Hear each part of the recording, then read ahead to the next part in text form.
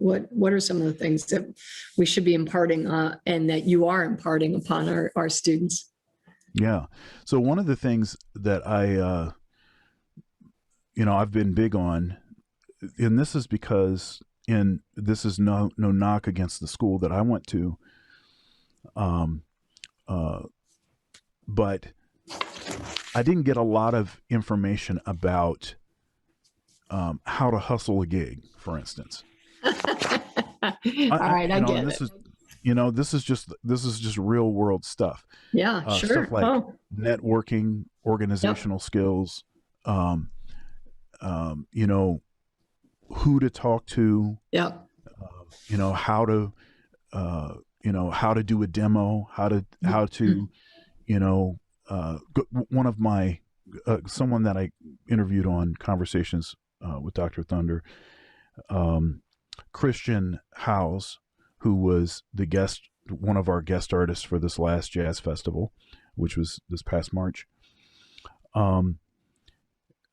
He really excels at this, but one of the things that he talks about is, so you contact a lot of venues and you say, look, I want to come and I want to play for you and I'm going to do it for free. The first one is free. So come in and you play for an hour and it's for free. After that, then let's negotiate. Right. Let's talk. Right. Because now they see in real time in their actual venue the way that your music is going to actually impact their space, right? Yep. And then they're going to be highly motivated. Well, they're either going to say yes or no. Maybe they don't have the money and they can't do it, and that's fine. But he told me he did that, and this was years ago in Columbus, and he ended up with something like seven restaurants saying, "Hey, we want you to do it." So he ended up gigging every night. Wow.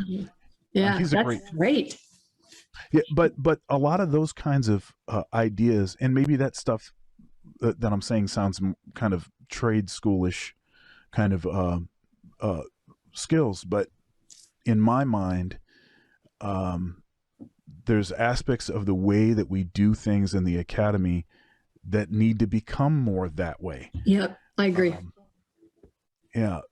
Or we're going to continue to hemorrhage students, and it's expensive.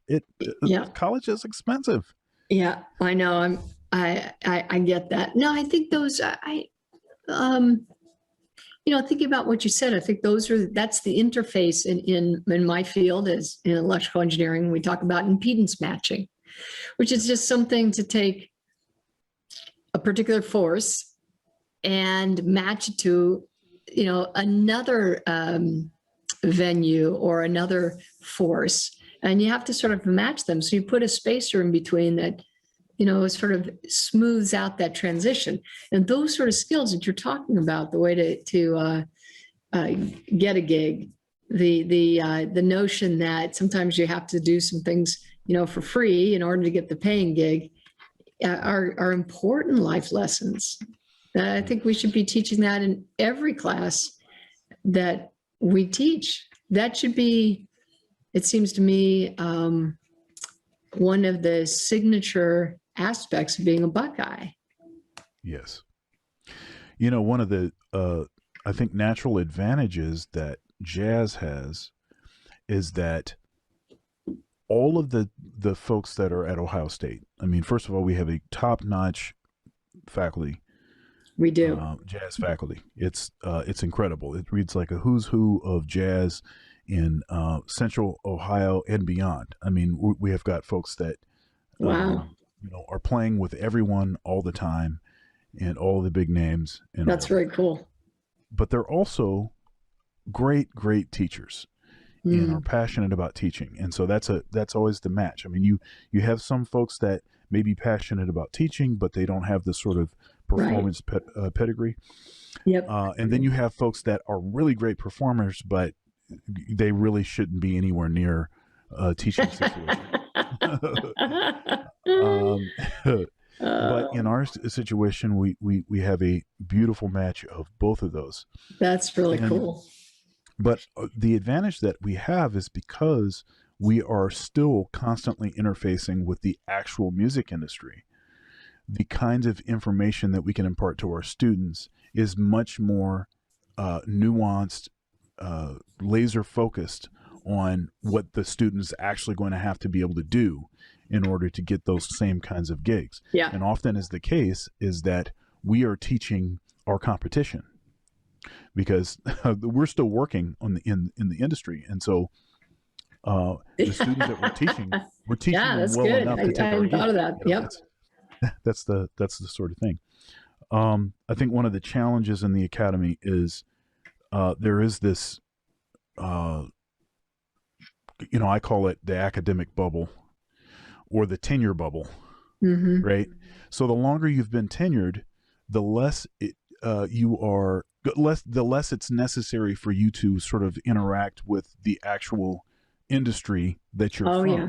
Yeah. Right. I get that. And so, Sure. yeah. So the longer that, and even if you had, when you entered the bubble, even if you were on the cutting edge, it won't take long before you're not on the cutting edge. And then academia has this sort of curatorial component, which look, I love tradition. The reason that I'm a professor is because I love tradition.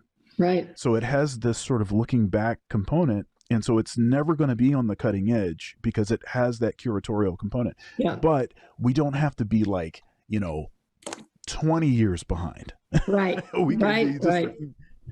So Yeah, I'm going to make a note of that because I think that's right. We do have that, as you said, curatorial component. And, there's a little book that was written by Jose Ortega y Gasset in the 30s called The Mission of the University. And he talks about what you just mentioned, which is that the academy is always going to be some period of time out of step with modern times because of what you just said. It's exactly what you just said. But the importance is that if you look at 100 things that are older than 1,000 years, and I think there's only 100, if there's even 100, so not very many, 77 of those are universities. So maybe there's 80, 85, 90, right? English Parliament, church, other things. Not that many things have stood the time of the millennium. But because of that curatorial component, universities have. But we are destined to be a bit behind, but we also kind of rediscover things on a regular basis too. So yes. Yeah, that's the importance, and that's what we tell people. It's the importance of professors like yourself being active performers and musicians and being aware of the latest genre or change or movement. That's why I want to be that AAU research institution, so that we're teaching our students on the cutting edge. That's how we stay relevant, and that's how we stay up to date.